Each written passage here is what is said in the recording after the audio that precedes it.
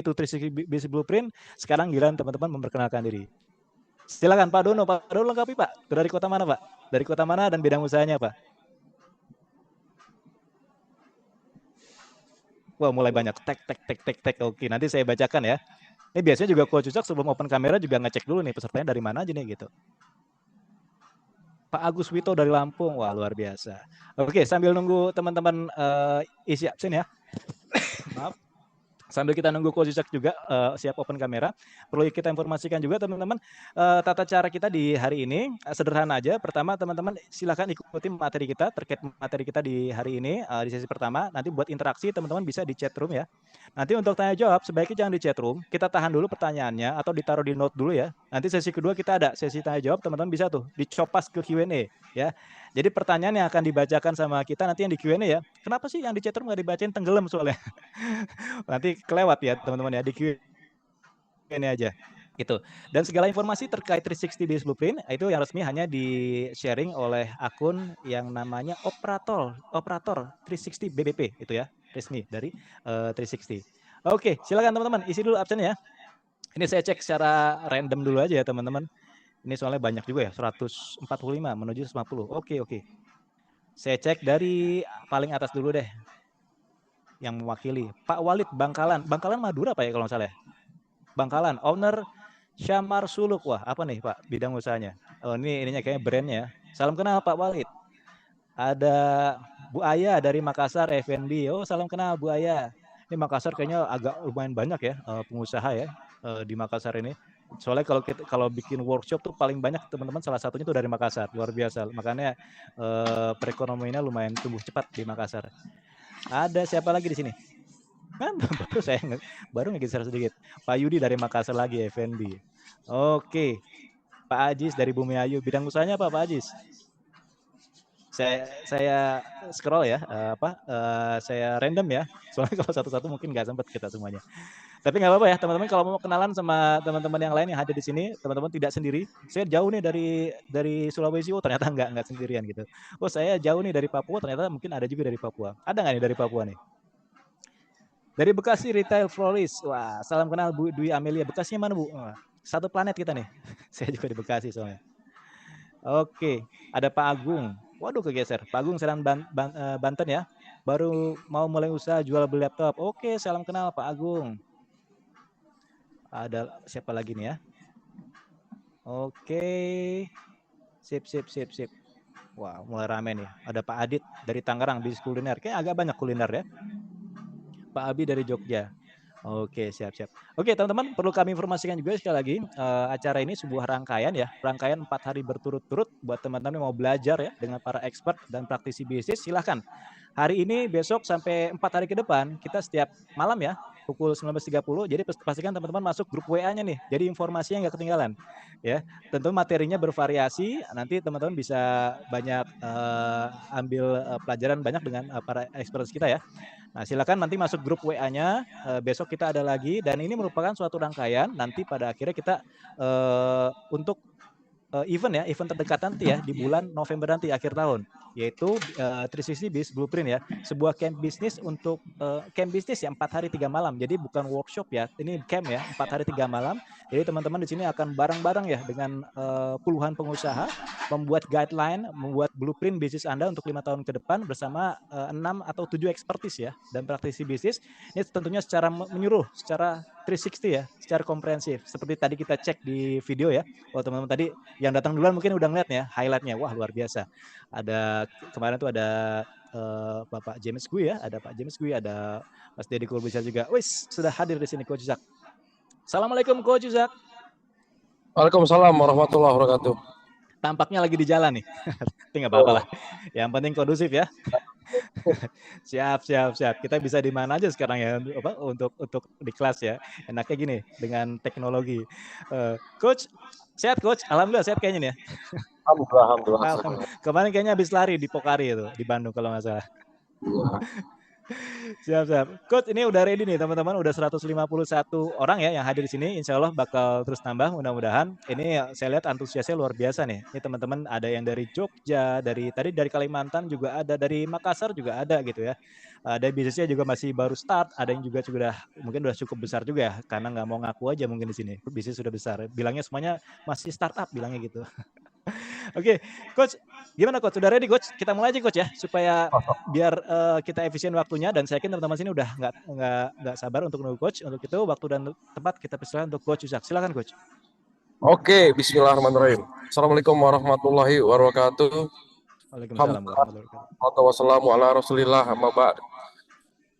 Oke, alhamdulillah teman-teman, kita bisa kumpul lagi ya di acara event tahunan 360 Business Blueprint gitu ya, di rangkaian Juminarnya menuju event akbar 360 Business Blueprint, yaitu sebuah event yang sudah dijalankan selama dua kali ya, sudah 2 kali pelaksanaan tahun 2022 dan tahun 2023, dan alhamdulillah dari event tersebut melahirkan banyak bisnis-bisnis yang besar ya, bisnis-bisnis yang besar. Dan memang event 360 Business Blueprint ini bukan untuk semua bisnis, bukan untuk semua bisnis, tentunya bisnis yang terpilih dan memang yang menurut kami bisnis yang membutuhkan ya, karena tiap fase bisnis tentunya punya kebutuhan yang berbeda. Dan di dalam 360 Business Blueprint ini kita nanti selama 4 hari bersama para expert gitu ya, yang lain gitu ya, saya Mas Dery, Mas Ismail ya, Coach Ismail, ada Coach Rene gitu ya, dan banyak pembicara tamu lain nanti berbagi kepada Anda tentang bagaimana Anda mempersiapkan diri di bisnis Anda di tahun 2020 dan seterusnya. Nah, adapun tema-tema yang dibahas ya di dalam 360 Business Blueprint beda-beda tiap tahun, tergantung dari situasi ekonomi ya, global, ekonomi nasional, isu-isu keuangan yang sedang ada di dalam negeri ya, kira-kira seperti itu. Nah, adapun temanya 360 Business Blueprint ini kaitannya dengan bagaimana kita bisa meningkatkan valuasi perusahaan. Nah, berkaitan dengan tema itu nyambung dengan tema Juminar malam hari ini, yaitu bagaimana sih secara finansial Coach, maaf kita saya bisa potong. meningkatkan nilai. Suaranya agak putus-putus Ya, di saya. Teman-teman, apakah suara Coach udah bisa cukup terdengar dengan jelas? Kalau cukup terdengar jelas, nggak apa-apa. Boleh dibalas teman-teman halo. peserta? Sekarang gimana? Bisa aman ya? Oke, udah aman Coach. Tadi agak keputus-putus dan kresek-kresek tadi. Ya, Ada yang kurang memang jelas. maaf, memang saya lagi di jalan perjalanan dari Bandung ke Jakarta. Semalam saya baru nyampe ke Jakarta dari Solo. Jadi saya Oke. dari Solo ke Jogja semalam naik kereta sampai di Jatinegara jam 3 subuh. Lalu saya dijemput, saya tidur sebentar. Lalu saya ada undangan di Bandung, eventnya Kemenparekraf, gitu ya, Kemenparekraf. Lalu saya ngajar dari pagi sampai sore. Lalu saya ada meeting di Bandung sebentar dan saya lagi jalan ke Jakarta sekarang. Luar biasa. Maraton, bener-bener maraton. Maraton. Oke. Insya Allah aman Coach. Ini sebagian besar teman-teman udah bilang aman. Mungkin ada satu dua nanti yang kurang teman-teman yang kurang jelas dinaikin aja volumenya mungkin ya. Dicari tempat yang lebih kondusif. Ya silakan Coach. Ya, mudah-mudahan nggak ada masalah sinyal gitu ya. Mudah-mudahan nggak ada dan teman-teman juga, saya juga berdoa pada Allah agar teman-teman diberikan kemudahan, kelancaran, kesehatan Amin, amin, amin. dalam menjalankan aktivitasnya. Ya, kita terus minta perlindungan Allah, minta pertolongan Allah, karena tanpa pertolongannya sulit ya buat kita beraktivitas, buat kita berusaha dan segala macam. Insyaallah. Oke, teman-teman. Jadi balik lagi ke temanya ya, kita ya tentang valuasi. Kaitannya malam hari ini saya diminta sama panitia untuk sharing bagaimana sih kita bisa meningkatkan nilai perusahaan atau valuasi perusahaan secara keuangan ya. Nah, mungkin pembahasan saya sederhana ya teman-teman. Eh, Pembahasan saya sederhana. Kalau kita mau mengacu pada perhitungan nilai perusahaan, ya mungkin saya coba share ya. Ini saya ada satu modul ya yang biasanya saya bagikan saya sharingkan di kelas-kelas saya ya, terutama di kelas 4 Financial Map itu tentang business valuation. Nah, kita pahamin dulu teman-teman. Kita pahamin dulu apa itu business valuation. Ya, apa sih? Nah, jadi gini teman-teman. Anda kan ngebangun bisnis. Ya. Anda ngebangun bisnis. Nah, bisnis yang Anda bangun itu adalah aset. Ya, jadi aset. Sama ya, sama dengan mobil, dengan bangunan, dengan tanah sama itu aset. Bisnis itu juga aset. Nah, yang membedakan adalah yang membedakan adalah di dalam bisnis tidak semuanya asetnya itu aset tetap atau aset berwujud. Ada aset-aset yang tidak berwujud. Nah, untuk itu menilai sebuah aset atau menilai sebuah bisnis itu agak berbeda dengan menilai aset yang lain. Jadi kalau misalkan kita mau nilai berapa sih nilai mobil sama rumah ini, gitu. Berapa harganya mobil sama rumah ini? Mungkin dengan gampang Anda bisa melihat berapa harganya mobil dan rumah ini dengan melihat harga pasaran. Kalau mobilnya mereknya apa, tahun berapa, kondisinya gimana, selesai. Anda bisa tahu harga mobilnya berapa. Rumah, berapa luas tanah, luas bangunan, ya sertifikatnya, NJOP-nya berapa, harga pasaran berapa. Anda udah ketemu tuh nilai rumahnya. Lalu tapi bagaimana dengan bisnis ini? Gitu? Bagaimana kita menilai bisnis ini? Di sebelah kiri misalkan, ini ada satu restoran, ya, satu di tengah ini cuma apa bisnis angkringan gitu. Yang di sini ada satu bisnis yang kantornya di Jalan Sudirman Jakarta di gedung yang mewah. Gitu. Nah sekarang saya mau tanya teman-teman ya, saya mau cek dulu. Menurut Anda di antara tiga bisnis ini, yang mana yang paling mahal bisnisnya? Menurut teman-teman yang mana yang nilai bisnisnya paling paling mahal di antara tiga bisnis ini?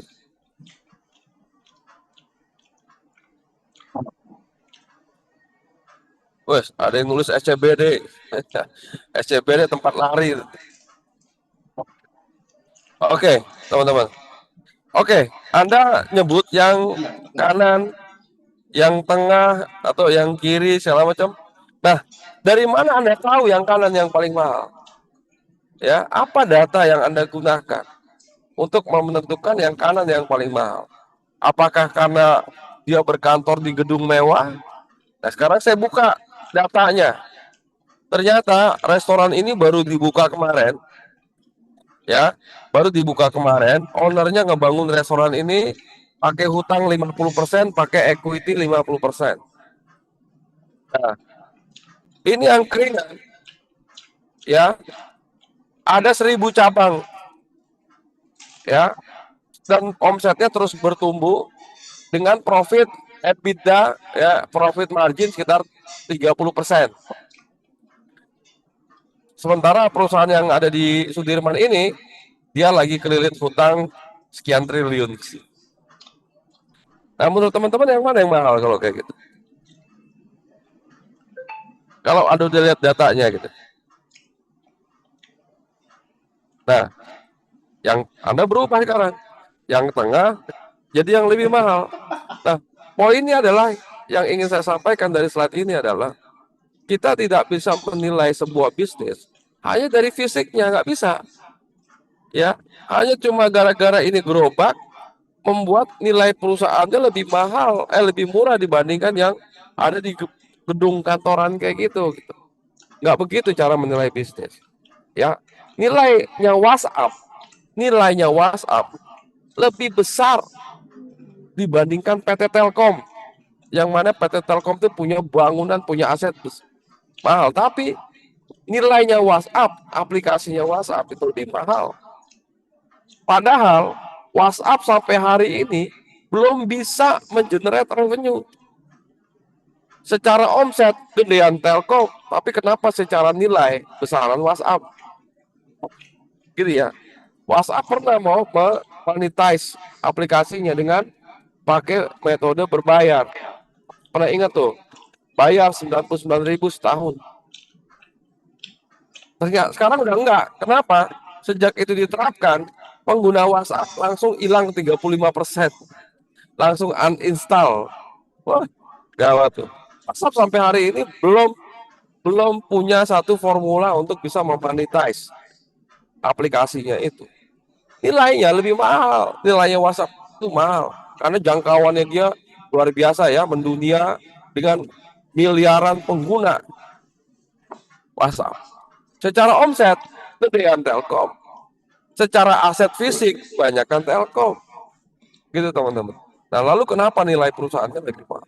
Nah, itulah yang saya selalu katakan teman-teman, bahwa valuation is more art than science. Valuation itu lebih nyeni kalau saya bilang, ya lebih nyeni dibandingkan scientific.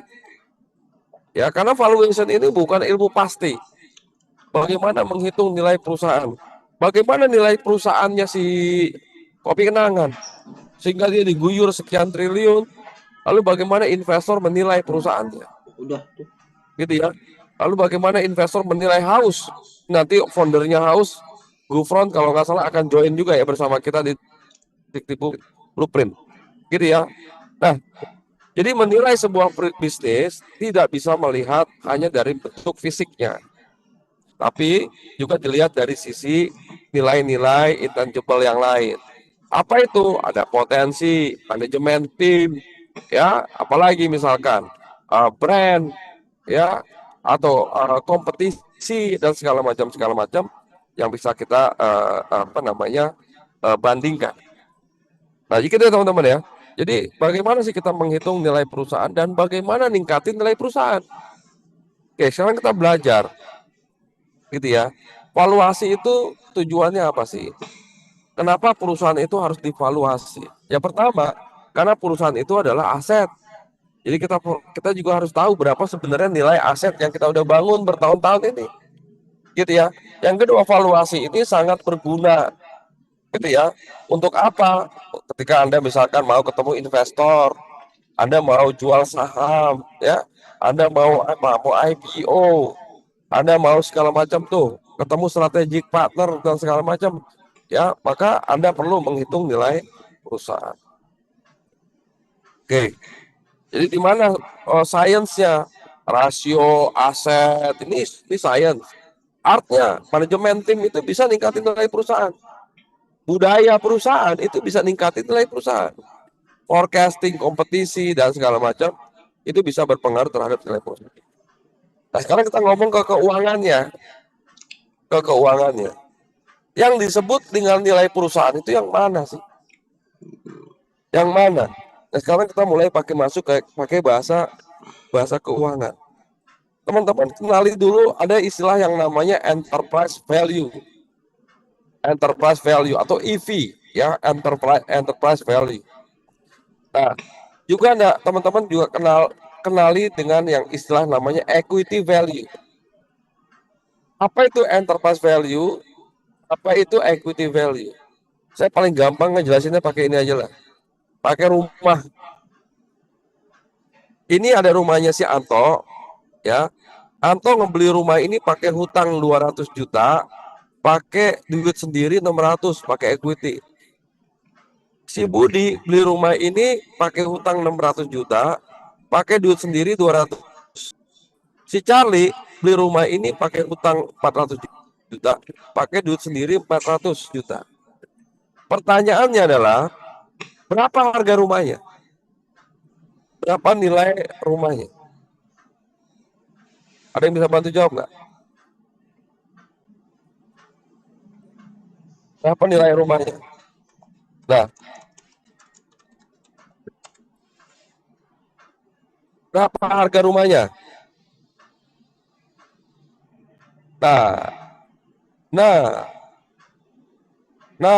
Oke, saya simpel aja, simpel. Kita nggak ngomongin bunga, nggak ngomongin faktor diskon segala macam. 800 nilai rumahnya. Nilai rumahnya 800.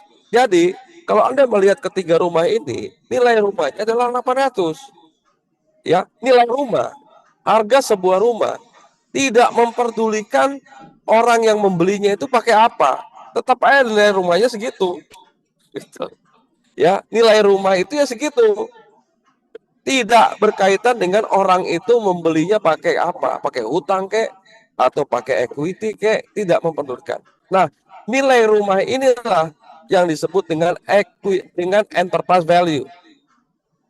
Ya, jadi nilai rumah yang 800 ini yang disebut dengan enterprise value atau EV.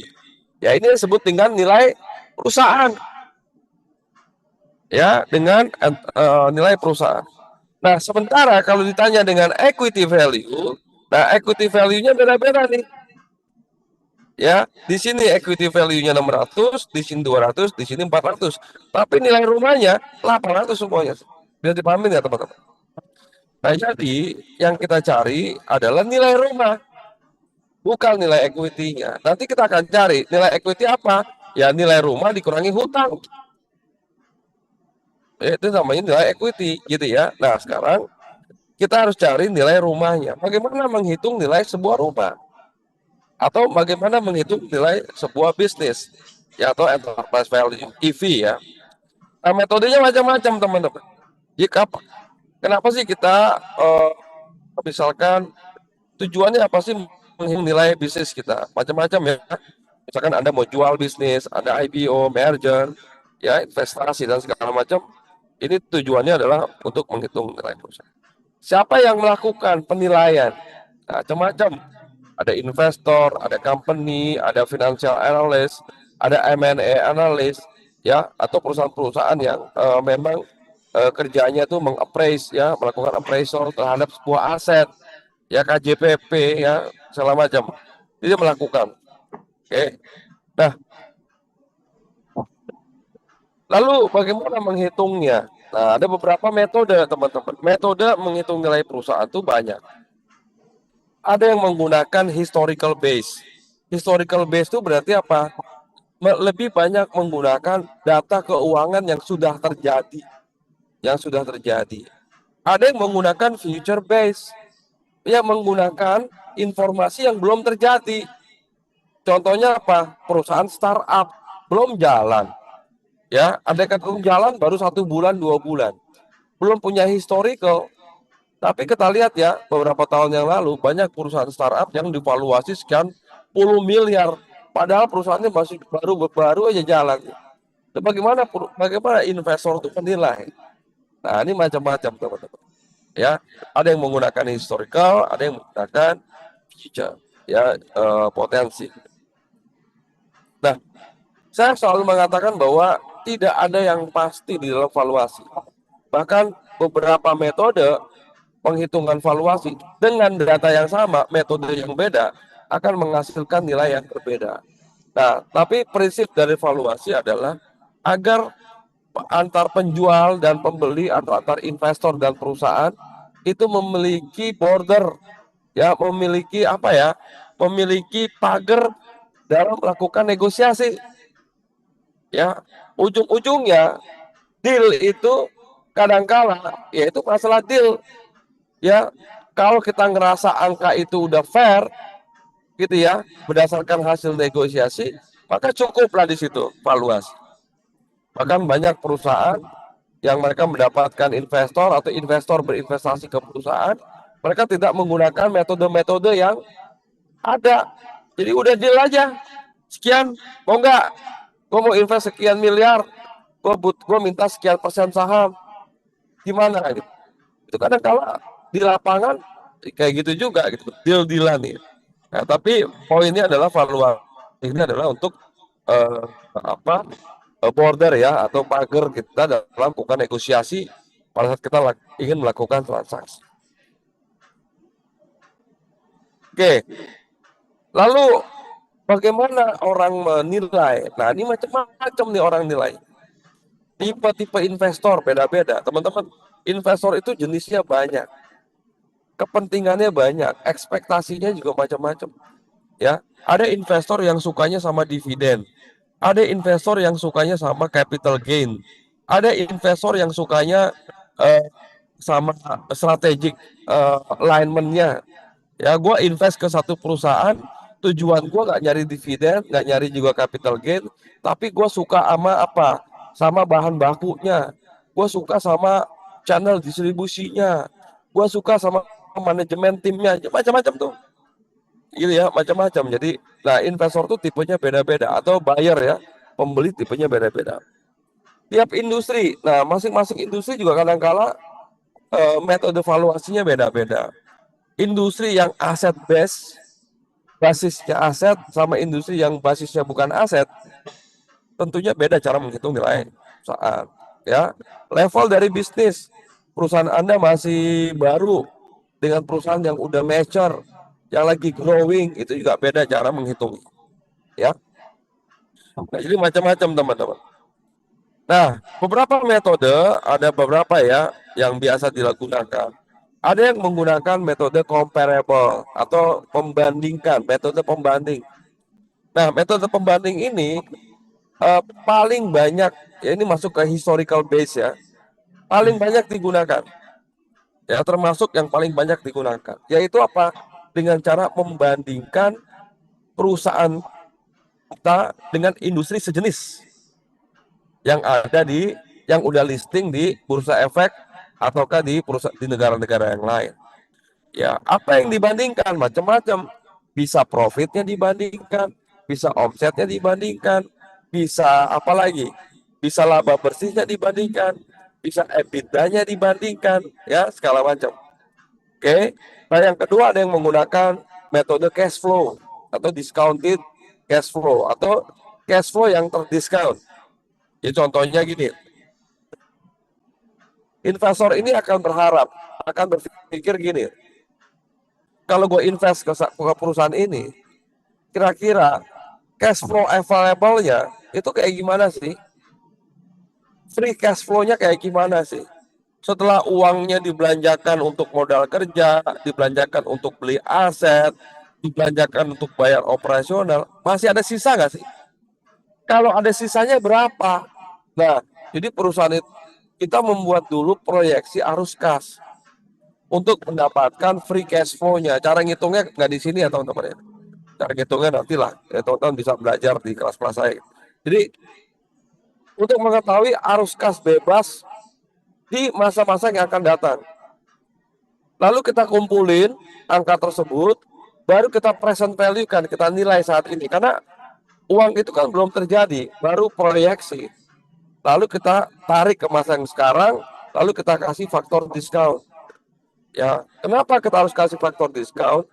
Karena nilai uang 10 miliar 10 tahun lagi ya itu kecil nilainya dibanding sekarang. Ya, nilai uang 10 miliar hari ini dengan 10 miliar 10 tahun lagi beda nilai. Nah, untuk itu kita perlu menarik nilai cash flow yang akan terjadi di masa yang akan datang ke hari ini. Maka kita perlu menghitung ya, kita perlu menghitung yang namanya present value.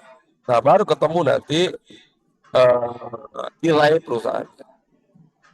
Ada juga yang menggunakan book value. Book value ini paling paling tradisional ya. Menghitung nilai perusahaan hanya berdasarkan nilai buku. Nilai buku itu rumusnya apa? Aset dikurang hutang. Pakai basis datanya apa? Laporan keuangan di neraca. Simple tuh. Book value itu bahasa accounting ya. Kalau bahasa finance equity value. Teman-teman bisa lihat. Biasanya perusahaan-perusahaan yang basisnya aset atau perusahaan yang udah mangkrak ya, tidak menghasilkan cash flow di atasnya biasanya bisa dinilai menggunakan book value.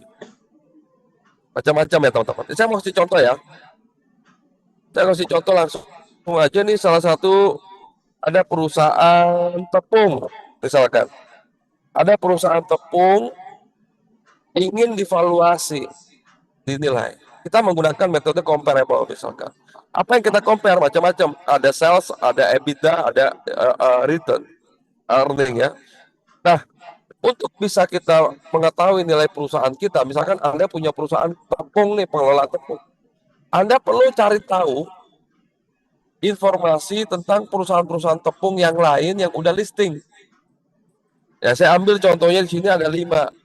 Ada Daihan, Nito, Louis Mill dan segala macam, ada 5 perusahaan. Semuanya udah listing ya, listed di eh, bursa efek di beberapa negara. Nah, lalu kita dapatkan informasi tentang EV-nya, enterprise value-nya, sales-nya, EBITDA-nya, ya, earning-nya, ya, laba bersihnya. Nah, dari sini ketahuan. Baru dari situ, ya, kita tinggal bandingkan nih, EV per sales 0,5 kali. EV per EBITDA dibagi EBITDA 8,2 kali gitu ya. Sama apa lagi? Earning eh, price earning ratio ya. EV per earning sini 13 kali. Anda lakukan hal yang serupa untuk 5 perusahaan. Dari sini baru kita average. Rata-ratanya EV per sales 0,8 kali. Kalau pakai median juga 0, median itu angka tengah ya. Kenapa kita harus ganjil 5? Karena kita pengen dapetin angka median. Nah, dan 0,8 kali. Nah, per EBITDA-nya di sini 10,6 kali, 8,8 kali. Nah, sekarang Anda tinggal kaliin. Kalau perusahaan Anda perusahaan tepung, kalau omsetnya Anda 10 miliar, maka tinggal dikali 0,8, itulah valuasinya. Ya, menggunakan metode ini berarti 0,8 kali dari revenue. Kalau menggunakan EBITDA, coba lihat EBITDA perusahaan Anda. Kalau EBITDA-nya misalkan 1 miliar, tinggal dikali 8, 8,8 kali. Ya, angkanya mirip-mirip, gitu ya. Nah, seperti itu teman-teman. Begitu juga dengan perusahaan eh, branded produk ya, Mayora, Nippon, Nissin, Mondelez, Kraft. Ini branded produk semua.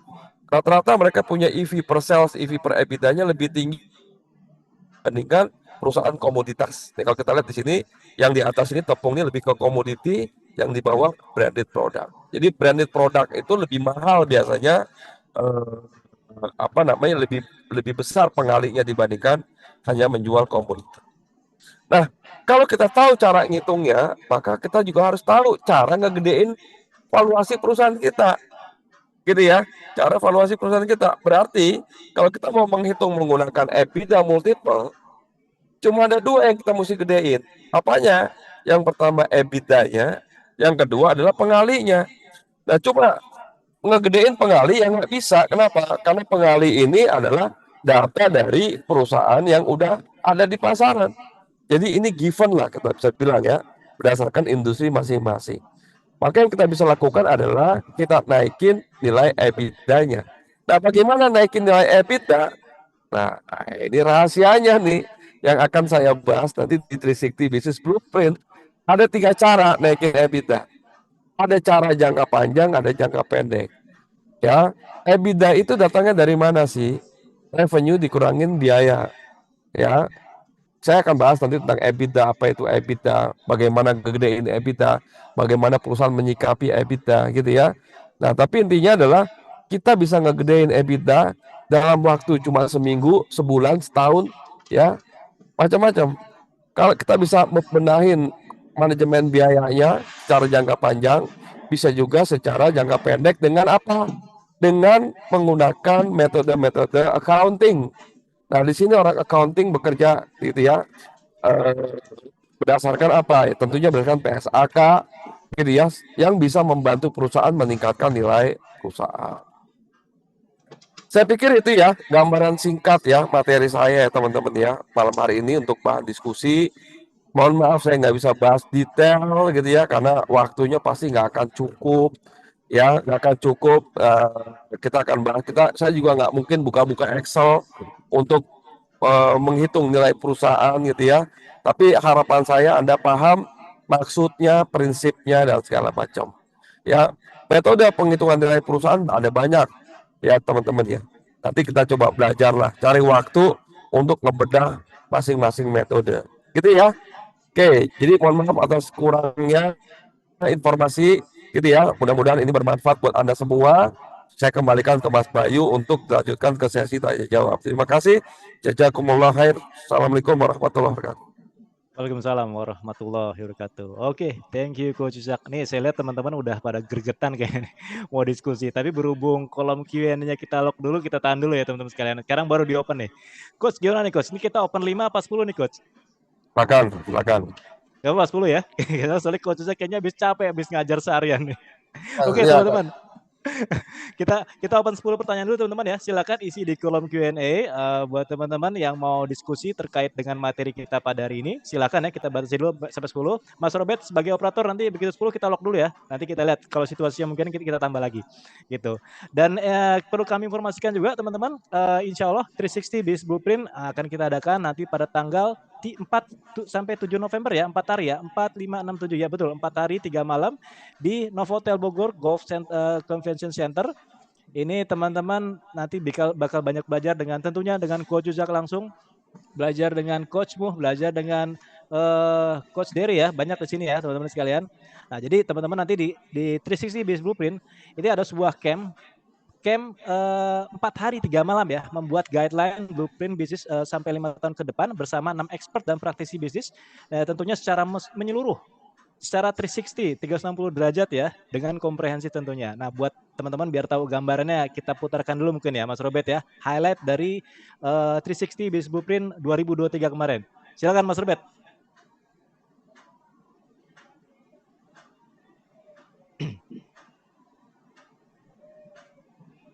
Datang di 360 Business Blueprint. Permasalahan yang sering kita hadapi adalah ketidakstabilannya harga bahan baku. Dalam operation ya, SDM juga pasti akan jadi pengaruh salah satunya ya. Terus kemudian juga kemarin pandemi, kemudian low season, high season, itu jadi challenging kita sih sebenarnya selama ini. Karena sekarang masih bergantung sama marketplace, ya kita hanya bisa ngikutin strateginya by default dari marketplace. Inti dari strategi selalu satu, winning aspiration. Kita harus tanya lagi sama diri kita secara jujur, kenapa company saya itu harus eksis? Kenapa saya memulai bisnis ini? Dan kuncinya di semua perusahaan-perusahaan yang hebat, winning aspiration itu beyond money, bukan uang. Pertanyaan kedua, bagaimana kita melakukan segmentasi market? Kalau kita segmen marketnya, maka kecenderungan respon mereka terhadap offering kita bisa seragam. Ya dari Coach Mo tadi disampaikan, banyak banget informasi-informasi yang kita dapatkan. Nah kita harus peka dan aware tuh untuk menentukan strategi, karena informasi-informasi tersebutlah, data-data tersebutlah yang nantinya akan menggiring perusahaan kita memiliki strategi apa. Ternyata rencana bukan strategi. Nah itu yang tadi poin yang disampaikan oleh Coach Mo yang memungkinkan bisa mempertajam strategi kami ke depannya. Cash flow cuma ada dua aja. Cash flow dari operasional yang sehat atau cash flow yang penting sehat. Kalau cash flow yang penting sehat berarti bisa dari yang lain kan gitu ya. Kayak hutang kayak mau pakai apa kayak. Tapi kalau Anda berpikir saya fokus ke operating cash flow, oh berarti Anda harus punya laba yang bagus. Dari Coach Juzhab lebih ke financial atau keuangannya. Apakah kita ini udah benar nggak sih kelola keuangannya? Apakah kita udah benar nggak sih? Apa jangan-jangan lebih besar pasak daripada tiang dan sebagainya?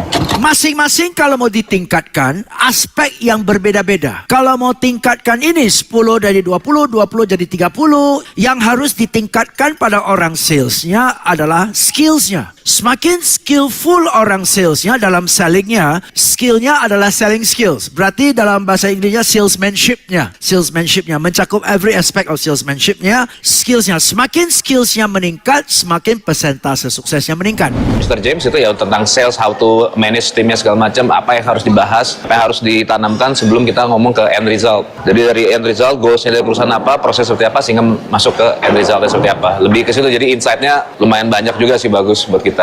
Makanya Starbucks pada teriak-teriak boykot Starbucks. Dia dua aspek. Yang pertama, kayak seakan-akan orang baru bangun tidur tuh. Oh, emang TikTok Shop kenapa sih ditutup ya? Oh, kita nggak berasa. Lagi pada meeting tuh main rame. Pas diguping-gupingin, ya lagi nyela pemerintah. Ternyata meeting di TikTok Shop nongkrong di Starbucks. Itu enaknya brand. Coach Derry jelas branding, tapi memang ada banyak hal yang belum kita kerjakan juga dari sisi branding tersebut, makanya banyak PR juga dari sisi brandingnya, karena itu juga sih sebetulnya utama kita pengen mulai ngarah ke branding selain dari selling. Tim leader menilai tim member menilai tim leader. Jadi menentukan apakah seseorang dikompensasi secara tepat atau enggak. Kalau ada 3 completion project yang dilalui oleh seorang tim leader dan 3-tiganya itu semuanya dinilai bagus, hasil finansialnya bagus, menurut lo, dia punya ground nggak untuk minta kenaikan harga? Untuk Yes. Iya, tapi jelas kan? So, it's not even creating a problem, it's solving a problem. Ketika sesi Coach Rene, kita banyak sekali dapat input. Jadi pemahaman-pemahaman kita seputar cara mengelola SDM yang disampaikan oleh Coach Rene kemarin benar-benar ada di luar pengetahuan kita jauh. Jadi kalau dulu kita taunya cuma KPI, ternyata ada dua lagi yang namanya OKR sama GFR. Jadi saya harapkan dengan OKR itu nanti bisa membantu penataan tim SDM saya untuk jauh lebih bagus lagi. Karena kendala-kendala kita kemarin memang ada pada seputar SDM. Menariknya adalah itu yang kita jual di apapun yang kita jual, pedomannya satu. Manusia mencari lebih bahagia dibandingkan orang lain. Emosinya yang kita jual. Better than others. Itu juga emosi yang kita jual. Dengan produk ini, Anda lebih dibandingkan yang lain. Dengan produk pelangsing ini, Anda bisa jadi lebih kurus. Lebih kurus dibandingkan siapa? Dia bukan mau kurus karena dia gemuk. Dia mau kurus karena dia lihat orang lain kurus. That's why we need to sell dan perbandingan dengan orang lain. Wah, luar biasa ya. Teman-teman pastikan ya, daftar di 360 Business Blueprint di batch yang ketiga teman-teman sekalian. Itu tadi kita baru saksikan highlight dari tahun 2023 yang tahun lalu. Informasi lengkapnya teman-teman bisa cek ya di chatroom informasinya. Nggak ada suaranya, betul? Masa suara saya nggak ada suaranya? Cek. Masuk suara saya? Aman ya? Ada Pak, wah, berarti Bu Sofi aja tadi kayaknya tuh belum nyalain ininya soundnya. Oke teman-teman, informasi lengkap ada di chatroom ya. 360 Business Blueprint 4-7 November 4 hari 3 malam di Novotel Bogor. Pastikan teman-teman daftar. Ini masih early bird kalau nggak salah ya, masih early bird.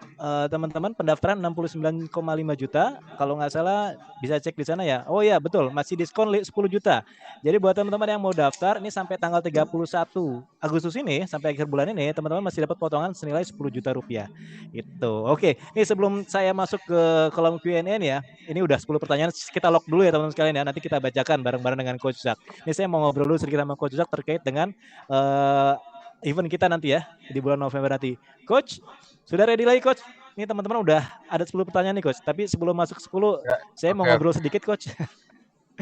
Ini terkait acara 360 Business Blueprint ya, ini kan ini rekomendasi sekali ya buat para business owner dan timnya untuk hadir di sana, belajar bareng-bareng kita ya di camp 4 hari 3 malam. Terus juga tadi saya sempat nonton di footage-nya tuh ya, ternyata banyak diwawancarai peserta yang tahun kemarin diwawancarai.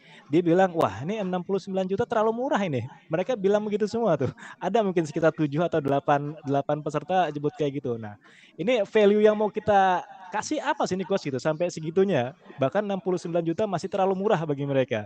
Boleh mungkin Coach dijelasin di sini Coach. Ya, oke. Ya jadi 360 Business Blueprint ini memang udah dirancang ya. Itu bertahun-tahun kita merancang ini gitu ya. Kita berkolaborasi, saya dari finance, Coach Rene dari HR, Coach Derry dari marketing branding, Coach Mu dari fundamental bisnis gitu ya, strategi dan segala macam. Ini kita berempat ini ngobrol ceritanya. Bagaimana bisa kita membantu perusahaan-perusahaan lokal Indonesia ini bisa berdaya saing, ya berdaya saing. Dan alhamdulillah memang dan pertama dan yang kedua ini cukup bagus. Jadi memang kalau ditanya value-nya apa ya, luar biasa, banyak banget. Ya kita dapetin semua gitu ya, makanya namanya 360 gitu ya. 360 Business Blueprint. Kita bikin blueprint bisnis 5 tahun ke depan gitu ya, dengan dari berbagai aspek gitu loh, sehingga kita akan memiliki kayak semacam bisnis roadmap, dan ini cukup mahal kalau teman-teman pakai konsultan, ini mahal bikin seperti ini. Nah di bisnis blueprint, 360 Business Blueprint ya kita bisa kerjakan bareng-bareng di sana nanti. Kira-kira itu ya baik ya. Oke ya teman-teman, pastikan daftar ya. Ini ternyata masih early bird ya buat teman-teman yang daftar sebelum tanggal 31 Agustus itu masih dapat potongan harga 10 juta. Jadi nggak 69, jadi hanya 59,5 juta. Ya segera daftar, bisa hubungi admin di chatroom ya. 360 Business Blueprint, camp bisnis 4 hari 3 malam membuat guideline blueprint bisnis sampai 5 tahun ke depan bersama 6 expert dan praktisi bisnis secara menyeluruh 360 derajat secara komprehensif tentunya. Coach, ini udah ready Coach, ada 10 pertanyaan, ini enaknya gimana? Saya bacakan atau Coach langsung nih? Pak Sonic Hyuga, Tidak ada kepastian. Oke, saya langsung. Tidak ada kepastian dalam valuasi. Oke, apakah ini tidak bias? Valuasi sendiri bias. Sebenarnya valuasi sendiri bias. Sekarang makanya saya bilang valuation is more art. Itu bukan ilmu pasti. Valuasi itu bukan ilmu pasti yang pasti nilainya sekian. Itu enggak. Ya, itu yang lebih misalkan nih, karena banyak faktor di sana. Ada faktor yang saintifik, ada faktor yang lebih art, yang sulit dinilai. Contoh gini. Ada satu startup presentasi ke venture capital. Yang mana venture capitalnya ini dari Singapura. Lalu di dalam startup foundersnya itu ada satu lulusan Harvard, gitu ya. Dan ada startup yang lain presentasi mereka lokal gitu. Beda valuasinya. Beda, seriously itu mempengaruhi. Perusahaan startup itu lebih banyak dilihat dari timnya. Siapa timnya? Bagaimana dedikasinya? Ya, jadi valuasi sendiri bias gitu. Jadi bahkan bisa gini ya. Pihak penjual dia akan mencari metode yang paling tinggi, pihak pembeli akan menggunakan metode yang paling rendah. Gitu kan. Jadi ya oke, gimana dong prosesnya? Nah, tapi makanya valuasi itu hanya sebatas tools. Ya, hanya sebatas tools, metodenya itu agar apa? Agar negosiasinya itu tidak terlalu jauh. Nah, jadi itu mungkin maksud saya ya, teman-teman ini. Sam Dimas, izin tanya coach, kalau dibilang secara profit mungkin belum ada dibandingkan Telkom WA ya. Tapi kok bisa dianggap valuasi lebih besar? Ya, oke. Jadi memang begitu kondisinya. Jadi kadang-kala perusahaan yang omsetnya lebih tinggi tidak lebih besar valuasi. Saya tanya sekarang gini deh, yang nggak usah jauh-jauh ya sama Telkom deh, di Indonesia aja deh. Menurut teman-teman, valuasinya Kopi Kenangan dengan Janji Jiwa lebih besar yang mana? Valuasinya Kopi Kenangan dengan Janji Jiwa. Coba teman-teman tulis di chat ya. Yang mana nih paling besar? Kopi Kenangan atau Janji Jiwa yang paling besar? Ya. Lalu jumlah outletnya lebih banyak yang mana? Jumlah outletnya lebih banyak Kopi Kenangan atau Janji Jiwa?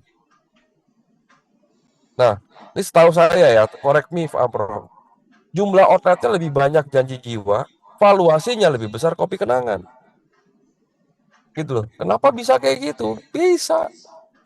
Karena valuasi banyak faktor. Salah satunya mungkin dari metode pembukuan. Kalau Janji Jiwa menggunakan metode pengembangannya menggunakan franchise, sementara Kopi Kenangan menggunakan investor equity, itu beda cara menghitungnya. Semua outletnya Kopi Kenangan itu bisa dikonsolidasi laporan keuangan, laporan penjualannya. Sementara mungkin Janji Jiwa nggak bisa karena itu franchise. Ya sehingga membedakan nilai perusahaan. Jadi macam-macam teman-teman. Ya, beda. Jadi banyak faktor memang. Makanya tadi saya bilang valuation is more art than science. WA kenapa lebih besar nilai perusahaannya? Penggunanya miliaran. Telkom berapa penggunanya? Paling sebesar jumlah penduduk Indonesia kali ya.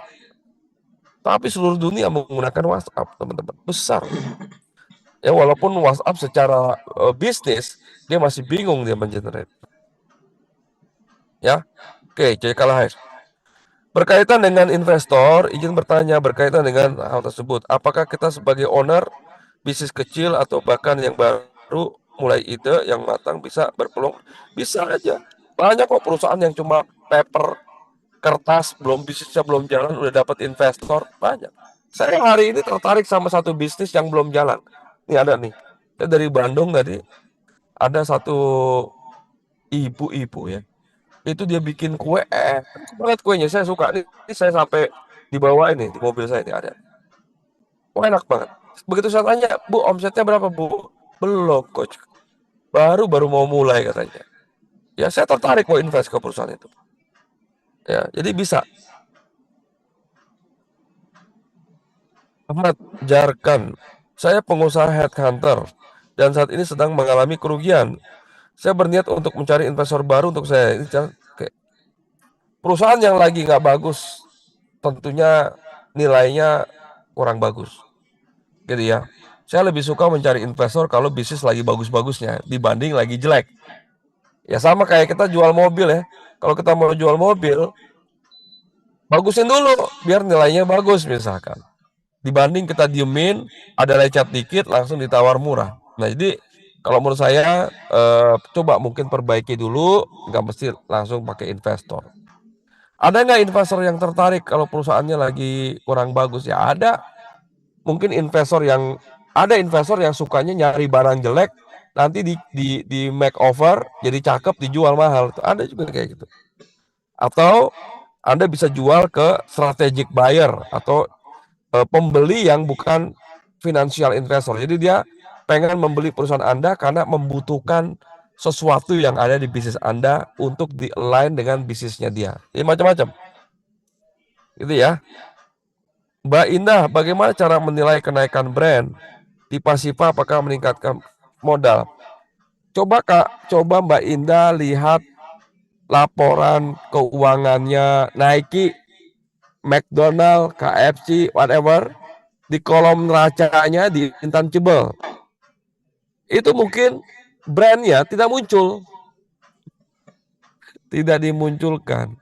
Jadi nilai sebuah brand kebanyakan tidak dimunculkan di dalam neraca, kecuali nilai perolehannya. Jadi kalau kita ngebangun sebuah brand, dan brand itu kita modal untuk dapetin brand itu hanya 3 juta, untuk dapetin hak merek dagang, ya 3 juta lah di neraca. Tapi beda halnya kalau kita membeli brand. Kita membeli sebuah brand dengan nilai 1 miliar, maka 1 miliar lah di dalam neraca. Tapi nilai itu kan naik terus. Nike nilai brandnya lebih mahal dari semua pabriknya. Begitupun dengan Coca-Cola. Lalu berapa nilai brandnya? Nah itu perlu dilakukan valuasi. Revaluasi aset ya. Tapi jarang dilakukan. Ya, jadi nggak kelihatan di neraca ya Mbak Ina ya. Valuasi yang menentukan apakah historical basis atau future basis berdasarkan faktor apa macam-macam. Kalau perusahaannya laporan keuangannya masih negatif, jadi ada perusahaan masih baru, omsetnya masih kecil, profitnya minus, tapi punya potensi. Nah, jadi lebih baik menggunakan future base ya. Entah menggunakan revenue atau menggunakan discounted cash flow, segala macam. Sofi, untuk usaha UMK industri makanan, apa yang harus kita force pada awal menjalankan usaha tersebut? Ini. Oke, ini lihat stage-nya ya. Kalau bisnis kita masih baru, ya, Anda perlu insight, perlu feedback dari customer. Kalau perusahaannya lagi growing, fokus ke pertumbuhan dibandingkan profitability, gitu ya. Jadi tergantung ya teman-teman ya, gamenya ya. Ini macam-macam nih. Wah ini namanya siapa nih? Gak bisa baca saya. Perkenalkan, nama saya Iqbal. Oh Iqbal, salah. Dari Sorong. Wah salah. Papua Barat. Saya izin bertanya, metode paling efektif untuk meningkatkan value perusahaan apa saja? Meningkatkan valuasi perusahaan. Pertama, bagusin omsetnya. Yang kedua, bagusin profitnya. Yang ketiga, bagusin cash flow-nya. Udah. Selesai itu. Bagus semua tuh. Nah, bagaimana membuat itu semua bagus? Nah, itu baru strategi. Gitu ya, macam-macam. Iwan Jeffrey, Coach, tadi dijelaskan valuasi secara historical dengan membandingkan kepada perusahaan lain yang sudah listing. Apakah kita bisa menentukan valuasi usaha kita dari historical growth-nya berapa lalu memproyeksikan ke depannya akan sampai berapa dengan melihat angka historical tersebut? Misalkan tahun kedua growth 50%, tahun ketiga growth 100%, tahun ketiga growth sampai dengan 5%. Kalau bisa bagaimana cara menentukan valuasinya? Gini, kalau historical base itu murni pakai historical. Ya. Murni pakai historical. Ya. Murni pakai historical, tidak bisa pakai forecast. Ya, kecuali memang forecastnya bisa forecast untuk tahun ini, misalkan Anda mau menggunakan EBITDA tahun 2024, kan 2024 belum berakhir nih, tapi ini udah bulan Juli, jadi boleh deh pakai EBITDA forecast tahun depan. Tapi kalau pakai forecast 3 tahun nggak bisa biasanya, gitu ya. Saya baru memulai usaha, apa yang harus saya pelajari dan perhatikan untuk memilih bisnis dengan nilai tinggi. Sementara istilah-istilah yang Coach ajarkan tadi bagi saya masih terdengar asing ya, belajar ya di sini. Saya ada kalimat yang saya nggak bahasa Indonesiain karena kalau di bahasa Indonesia jadi rumit. Karena itu bahasa finance ya, bahasa keuangan. Jadi di sini kita belajar ya untuk mengenal istilah-istilah keuangan. Karena kalau kita nanti ketemu sama investor, partner yang profesional, ya mereka akan menggunakan istilah-istilah itu. Jadi kita belajar, teman-teman. Jadi kalau kita usahanya masih baru, apa yang harus difokuskan? Fokuskan dulu terhadap penjualan. Ya, pastikan produknya diterima sama pasar, produknya valid di pasar. Baru nanti mulai kita pikirkan untuk ekspansinya, untuk pertumbuhannya, ya, segala macam. Gitu ya. Oke, saya pikir itu Mas Bayu, insyaallah 10.